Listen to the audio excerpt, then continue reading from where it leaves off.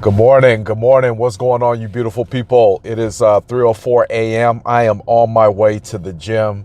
Today is Friday. I love Mondays.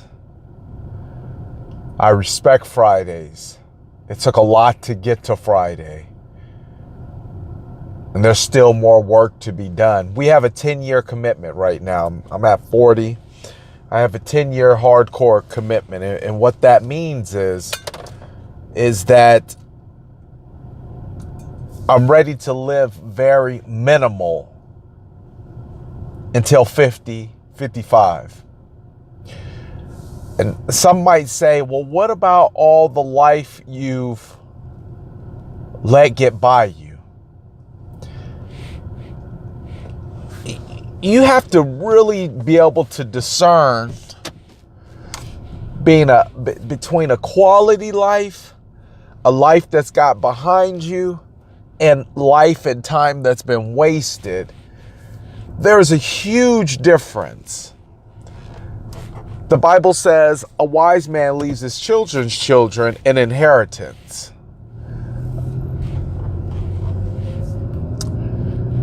If I work the next 15 years, which will put me at over 30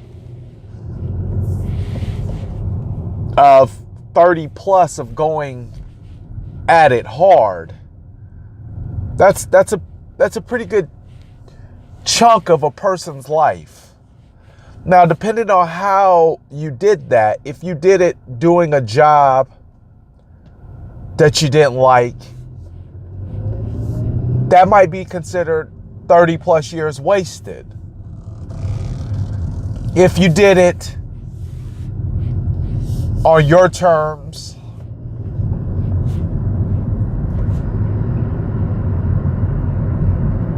that might be considered a life that was well done.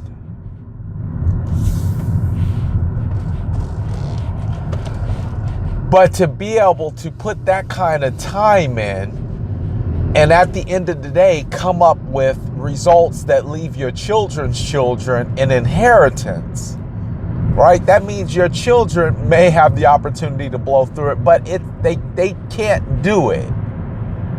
It's still enough for the next generation after that to make a go. Whether it's values, principles, morals, finances,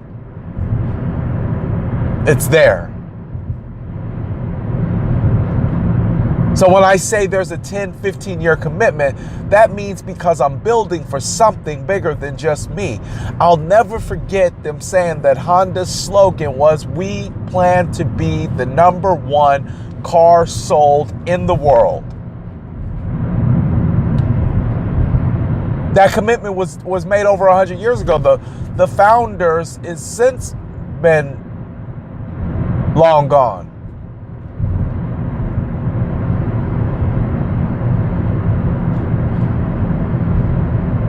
But it's still a vision. It's a lofty goal. When I first started setting out making goals, my first goals were just for today. What can I accomplish today? Then I grew a little bit more and I started saying, hey, today worked out pretty good. I said, well, let me try a week. Okay, weeks look pretty good. Let me try a month.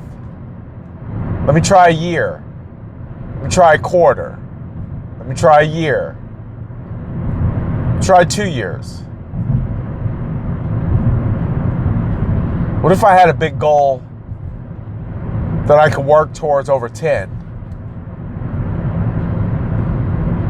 Right? Because simply put, the size of the goal simply is motivation to keep going after it. So it's kind of hard to put a big goal inside of a day. I want to be a millionaire. Well, let me know how that goes today. But you might be able to say that, I guess, maybe in a quarter. How good are you? Have you ever done $1 million in a quarter? If you have, then it's very realistic. But let's say you have a goal for $1 million. You want to do $1 million every year. I know somebody who says they want to do $1 million every month. That's their goal. $12 million a year.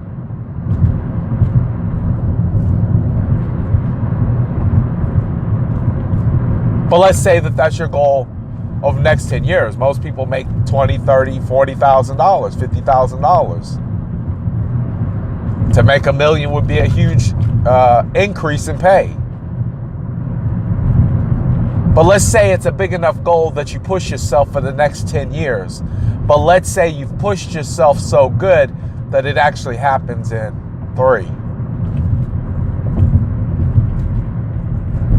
The goal was so big that it makes you want to push yourself harder, faster, better. Not in a rush to get there, organically, naturally. Imagine. The goal was so big that you were excited to get up every single day.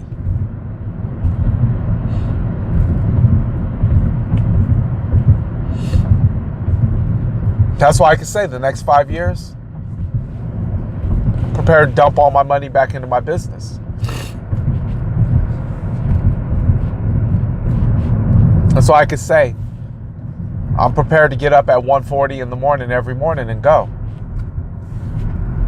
Because my vision of my goals are so big that I'm excited to pay the cost.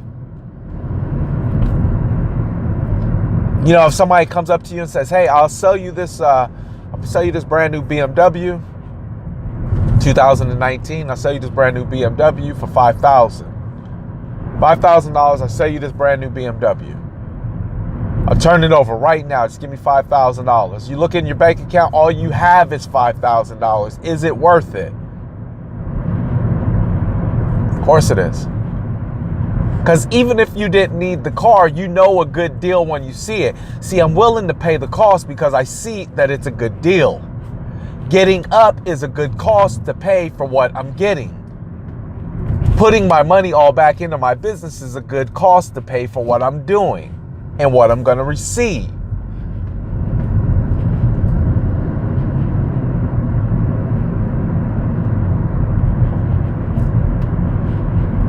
Being committed and what's involved for the next 10 or 15 years.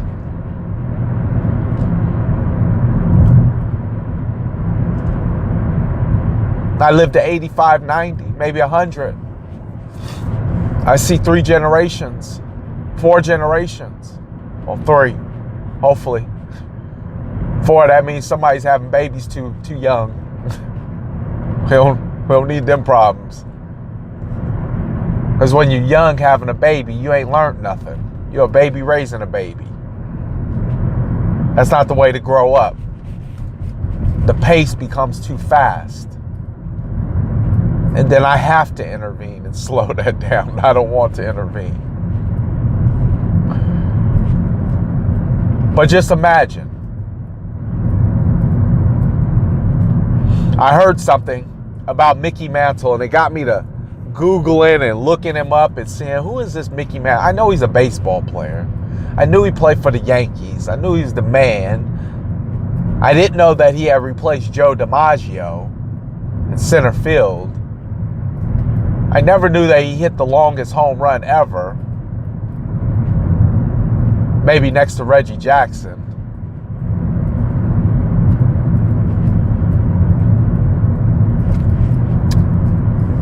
I didn't know that he had so many home runs and that he was the man at the time. The fastest dude out there.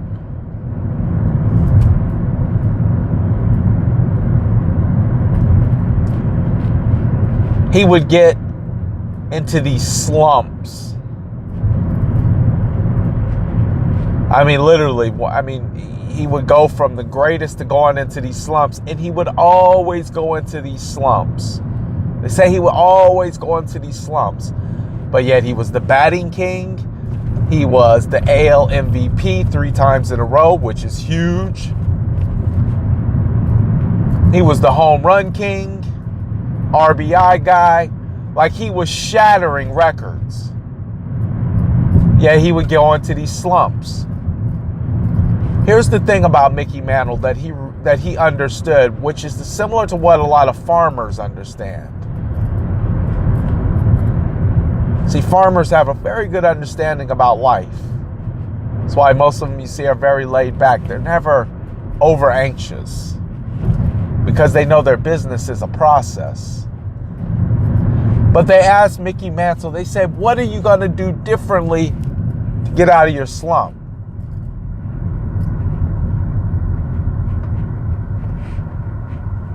Mickey Mantle said, nothing. I'm just going to keep swinging the bat. I'm just going to keep stepping to the plate. I'm just going to keep doing what I'm doing because I know at some point the slump will go away because it always does. We sat down and looked at our quarterly numbers for last year and the type of business and the volume of business that we did. And we were asked to section it off in 4 quarters. So the dates were there, the number of real estate we had sold, the amount of money that was generated, all of that was on this page. But we were specifically asked to separate it by dates. 4 quarters. The first quarter, second quarter, January run into March, April run into June, July run into October run, or November, or etc., running through the 4 quarters. Then it said, look at the quarter that you did your absolute best.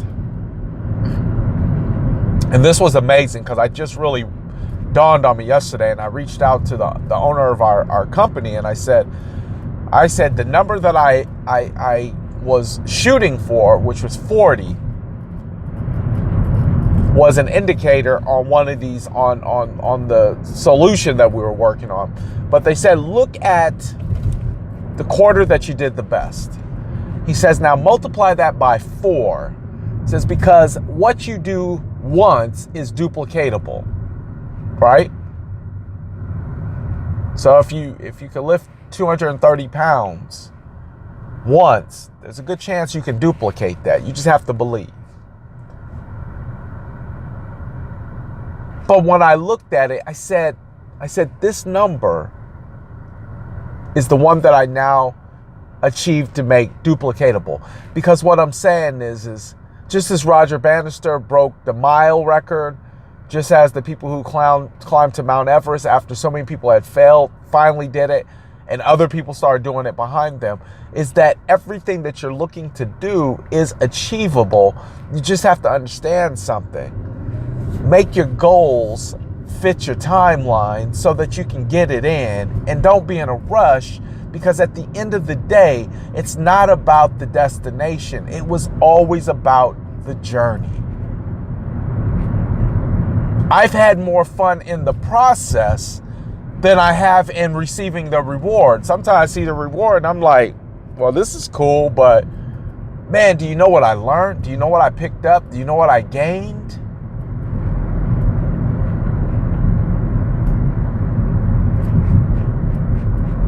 The farmer is happy that his patience pays out when his crop comes to yield, not when he gets the paycheck. That just allows him to go back and do what he does best, which is plant seed, harvest time. Mickey Mantle never changed up his batting because he understood that was just a part of the process, and he would just hit his way through it. The 10 or 15-year goals are simply in place to put big visions on top of, to strive towards.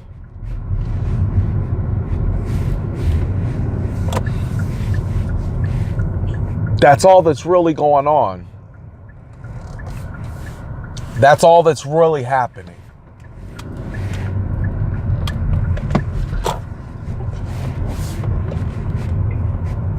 You got to give yourself the time